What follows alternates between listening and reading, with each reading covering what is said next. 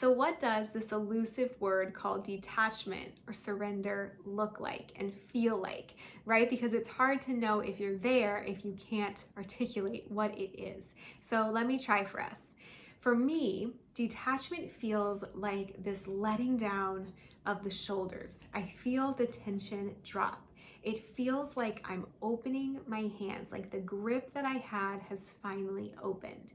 It feels like a softening of my features. If I was tight and tense in my lips, in my forehead, it feels like the unfurrowing. It feels like the letting go. It feels like doing all you can do and finally letting go of whatever happens in the end with the rest. You know, I once read this story of Oprah who wanted this role in the movie The Color Purple. And she said she wanted that role more than anything she had ever wanted before. And so she was doing everything in her power to get that role.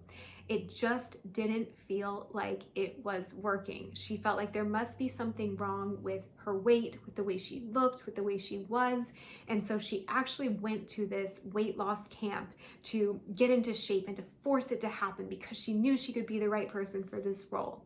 And as she was running around this track, driving herself crazy, calling people, thinking about all the ways she could get in, she just broke down. The rain started coming down and she started just thinking like, I cannot do this anymore, God. Like, I am making people crazy. I cannot want this anymore. It's too much for me.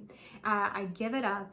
And right as she did, she got this call from inside the weight loss camp, and it was Steven Spielberg on the phone. He had called to offer her the role, and for her, that was such a beautiful illustration of the timing of even just the surrender and the moment of detachment and of letting go, and how that is sometimes the thing that shifts the entire universe and allows the thing to come in. You no longer feel that distance, so it's able to actually come in and meet you.